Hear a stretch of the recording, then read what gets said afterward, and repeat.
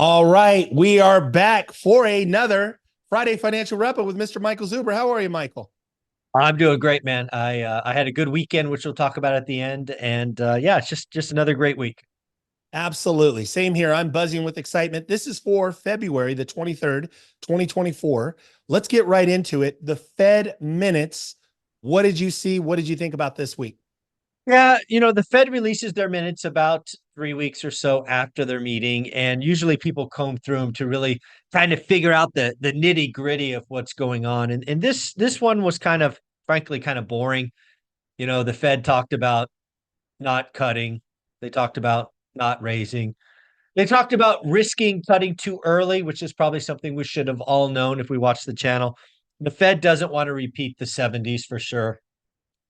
There was some talk about commercial real estate, which I think bears understanding, right? They use Fed speak, but this is basically the net of it. Office and multifamily have not found the bottom. There's more pain to come. And when you hear the Fed say more pain to come in commercial real estate, that means more banking stress is coming.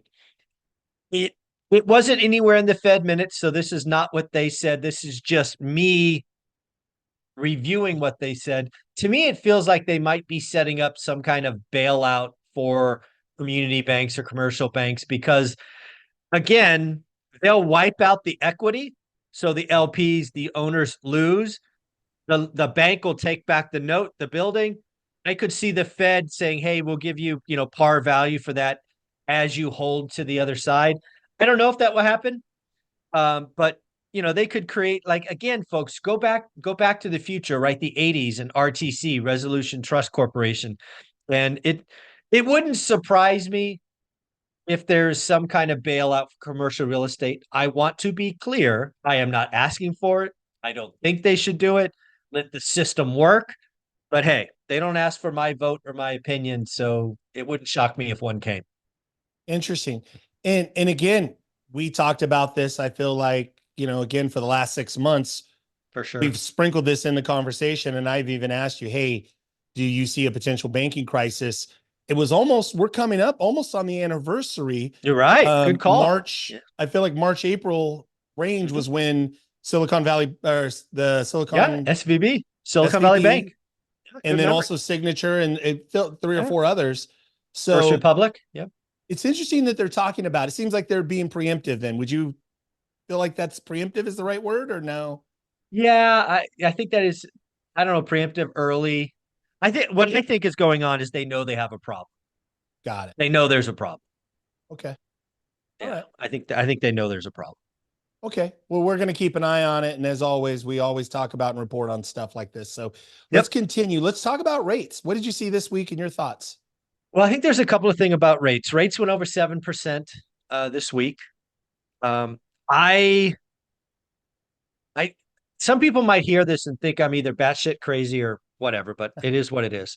I want rates to stay over 7%. I just Not do. crazy. No, I You just have a want good the reason housing to market. unpack it. Yeah. I want the housing market to chill the F out, Yep. right? Just chill out. And what do I mean by that? When rates spiked between late December and kind of the third week of January to 6.5, I saw unhealthy behavior. Yep. I do not want to see that. The housing market is such an anchor for most people to build wealth. If we keep going down a crazy path, it might feel good in the moment, but it ends in a horrible place. Right. So, dude, please, just if I had one wish for 2024, it would be to average 7% mortgage rates. It just would. So Wow. that's my, and again, like, mortgage brokers will probably want to shoot me, real estate agents probably want to shoot me, but dude, believe me, let me tell you, it doesn't get, be careful what you wish for if you're wishing for lower rates. Yeah. And I think the immature real estate agent broker probably once thinks so the rates should come down quick and that's going to be good, but in fact it's the opposite because Long basically term, prices yeah. are going to run multiple offers, stupid pricing, maybe even potentially we have not been in a bubble, but Oh. maybe something like a fast I- decline could create a massive bubble. Would you agree? I'm glad you brought that up. I don't think I've said that out loud. Let me be very clear. If we get rates at say 5.75, the housing market will go batshit crazy. We will probably add 10% across the board, maybe more in some locations. And at that point, I'd probably become a crash bro because I have lived this cycle before. Yep. I know what happens when things go to extremes. I know what history says. And if we throw 10, 15% on top of what we've already had, Yep. there's a good chance I liquidate and sell everything I have. And unlike the crash bros who don't own anything, Yep. I have been here before. I sold all my homes before. And if I start liquidating all my homes, that should probably be a signal. Yeah. Yep. Wow. Spot on. Good. I'm glad we're talking about it. Let's continue. Let's talk about the leading economic indicator. Talk about it.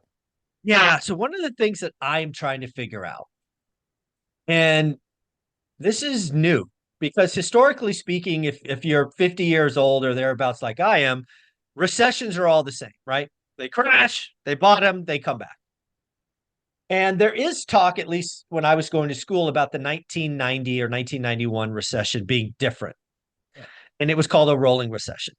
And even in school when we were studying, it was certainly different than other recessions, but it it never really felt like a rolling recession, but it was definitely a different recession. So if you want to call it that, so be it.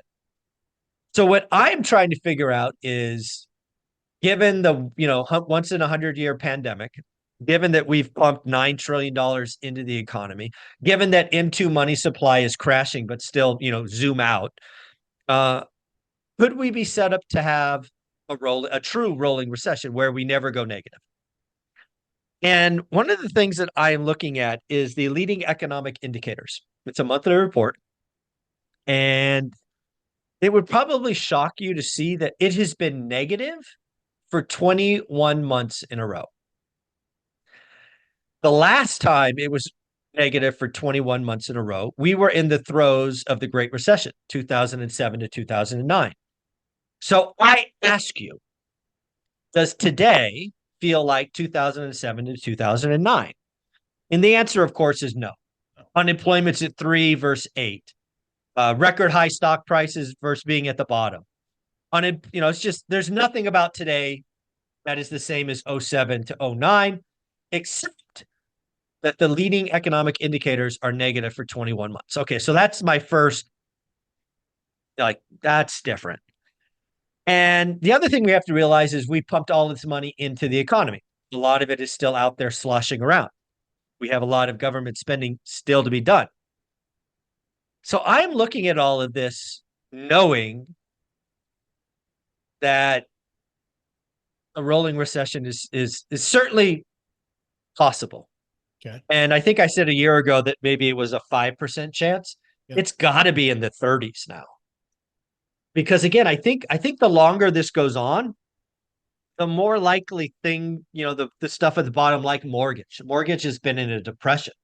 Yeah. Mortgage could come out of this. Real estate could come out of this. And I think the leading economic indicators, the fact that it's been down 21 months in a row, and this could not be any different than 07 to 09 is mind-boggling. Interesting. So it's a very interesting report. And I am not sure what it's saying. I'm just perplexed at how similar the data is, but also how different the economy is. It's kind of wild. Is a rolling recession and a soft landing the same thing, or slightly different, or similar? You know what? I believe people will use those as synonyms. Basically, what a rolling recession and a soft landing have is below trend, but not negative growth. Got it. Okay. All right. Interesting. Very interesting. Thank God we have you doing all the work. So, and then I just get to ask really good questions and then that was good. So yeah. I love it. Thank you, Michael. So let's continue. So what's going to happen with rates? Like, where are we at? What's going to happen with rates now? I want to go back and the beauty, you and I have a playlist, so we have what I call receipts. Yep. I think it was 6, maybe 8 weeks ago. The market was calling for 9 rate cuts, or I'm sorry, 7. Right. UBS was calling for 9. UBS 9, the market 7, the Fed 3. Right. That's where we were 8 months ago. Yep. It is all transpired now. I think we're ranging right around 3 or 4, maybe 5, but let's call it 4. But what is interesting this week? There was talk, and it was Larry Summers, I believe. Again, I read a lot of articles, so I may be wrong, but I think it was Larry Summers. Larry Summers he said the quiet part out loud. He said there's a 15% chance that the next rate move is up, not down. Interesting. I have not heard anybody say that, but you gotta look at the data and go, he's not saying the next move is up guaranteed. He's just saying that the next move up, the next move is up is not 0. We had a hot inflation reading. The job market is still strong. GDP growth is strong. I mean, I think he said the quiet part out loud. I think there were so many folks, myself included, that thought with 100% certainty the next move is down. Now, they could pause for a long time, but the next move would be down. Right. We could be flat for a while. Well, yeah. And shoot, I hope we're flat all year, right? Right. I don't think we will be, but I hope we are. And it But ties Larry together with Summers- higher for longer also. Exactly. It ties for higher for long. You were tying this all together so well. But I do think it bears repeating that the next move could be up. So that's the first thing about, the Fed funds rate. The second thing, for the first time, again, just this morning, there is talk, and this one is Deutsche Bank, not UBS, Deutsche Bank this time, is talking about there's a non-zero chance that there's no rate cuts or rate hikes all year, higher for longer. So really, at the end of the day, where we sit here at the end of February is we have no freaking idea. Is it going down? Is it going sideways? Just buckle up. Because again, if the Fed uses backward-looking data, Sure. and again, that $9 trillion that we pumped into the economy, Yep. It is sloshing around in unusual places. And all of our economic history, like all of my studies, Sure. are over the last 50 years. None of those 50 years have we ever pumped $9 trillion into our economy. So all of our economic models are broken. We have to step back and look almost at the theory level and watch where the dominoes can fall. That's why I called the rolling recession like 18 months ago, because it's just different. So yeah, it's going to be wild. So wild. So it's interesting too. One of our heroes, Bruce Norris, last year, maybe it was a year and a half ago, he described it as uncharted territory. You're right. I remember that we were together. Yeah, I remember that. So anyway, let's continue with the show notes. Let's continue to move forward. So jobless claims, what did you see this week? And just kind of how does this all tie together with jobless claims, and what do you see? The thing that we should talk about every week, and we have, but I mean, the thing that you got to watch is the job market. Yep. And we are lucky enough that every Thursday we get a report on weekly jobless claims, because all these other numbers are monthly and quarterly and look back, but the weekly claims, right, they're consistent. So there's always 3 numbers to look at. Last week, expectations, actuals. So last week, I'm going from memory. It was 219. Expectations were for 220. So the expectations is we would go up. We actually came in at 201. Okay. And oh, by the way, we're getting pretty close to the cycle low, which I think was 187 or 189, something like that. So again, I am not concerned unless we get over 300, maybe 3.25. But certainly going lower, not a reason to be concerned. But yeah, this is why we may not have a rate hike. Or a rate cut. May be why we have higher for longer. This might be why we need to raise rates, because nothing's restricted. If we're not restricted, then, so it's pretty wild.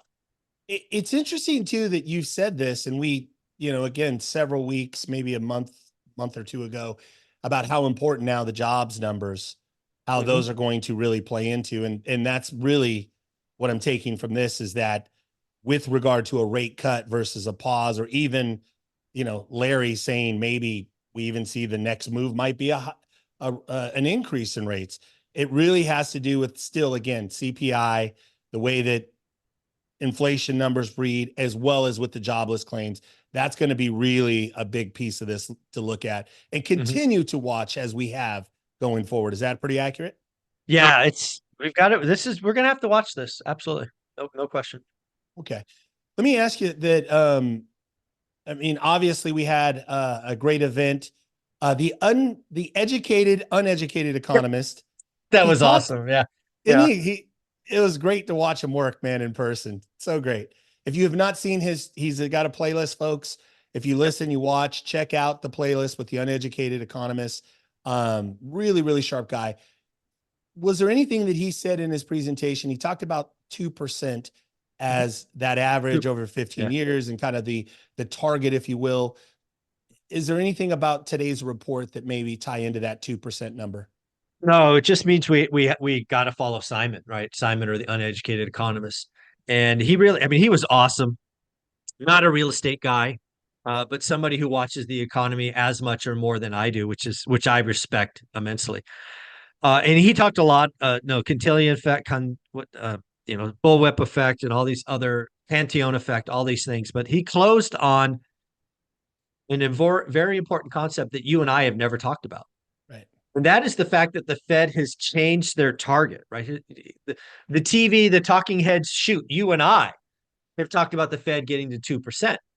Simon is correct. The Fed is actually looking at average 2% inflation. And the Fed has gotten very creative, and they haven't really given us the formula, like average over how long? Or is it only forward? Is it have expectations or only backwards? So Simon, the uneducated economist, closing thought process and the importance of watching that is paramount. So there's a reason that he's got 135,000 subs.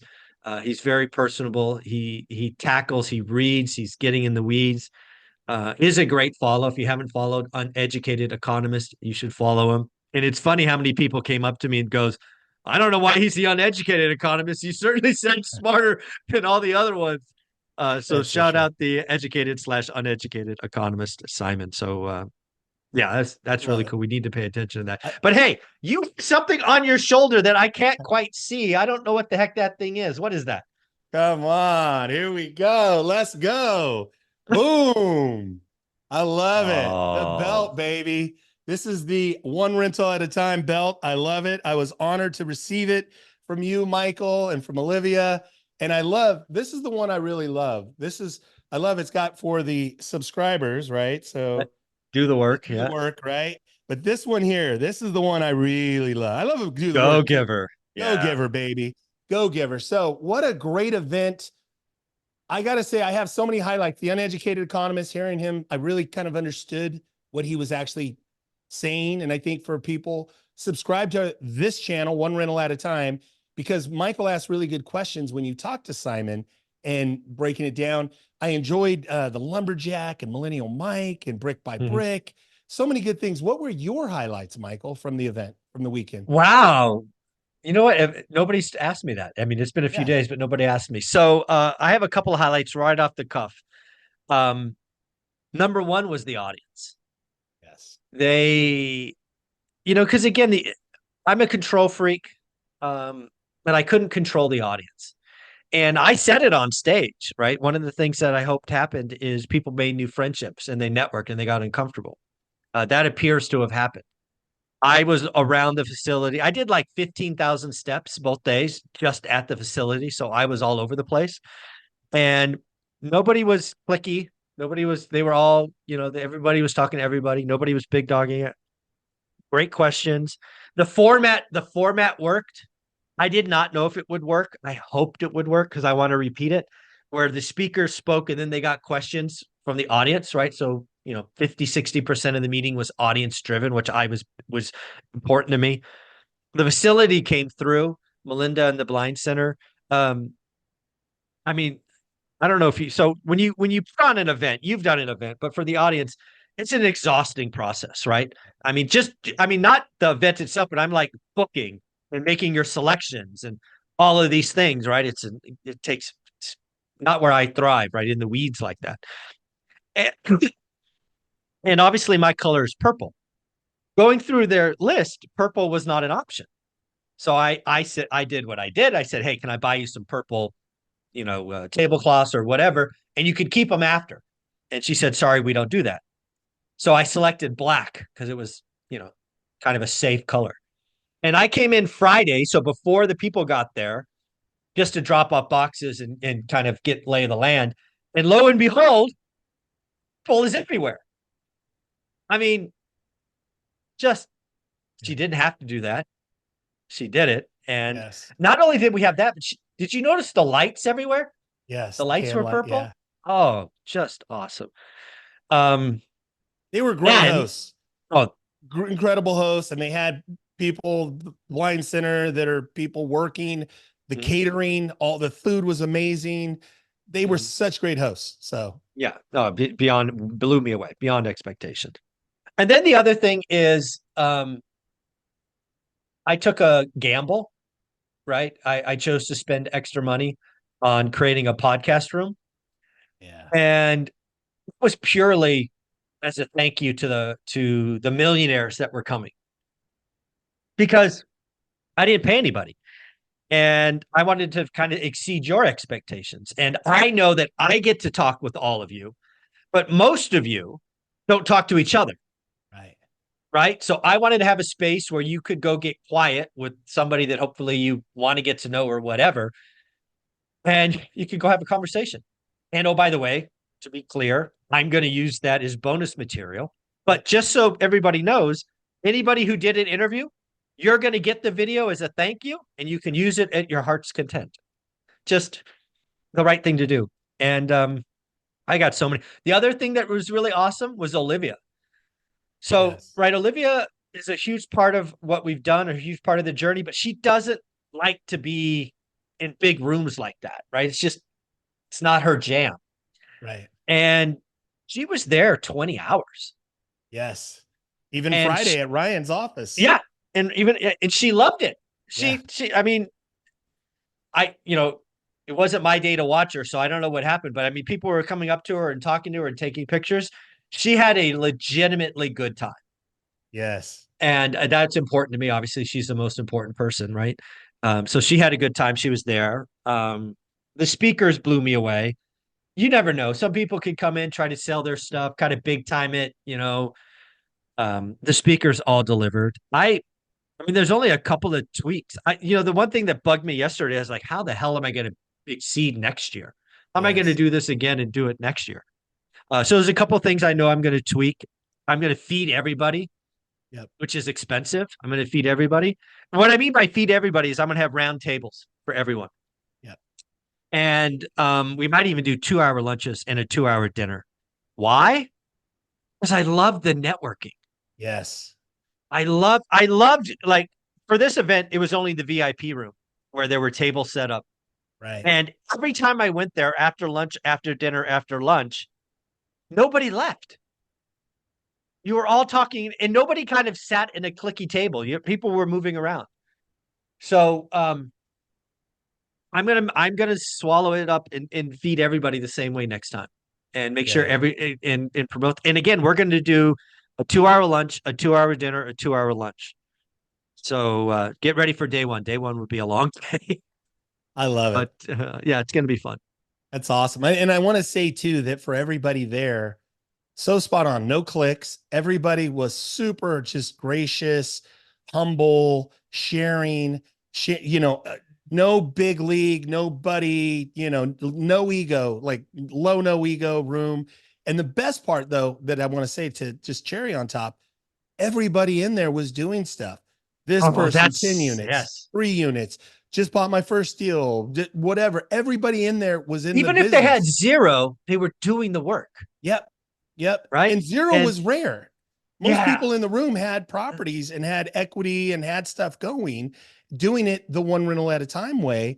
And it was interesting that, I go to a lot of events. A lot of times people are just getting started. They're a little scared. Like you're your audience and the people that were Yeah. there are doers.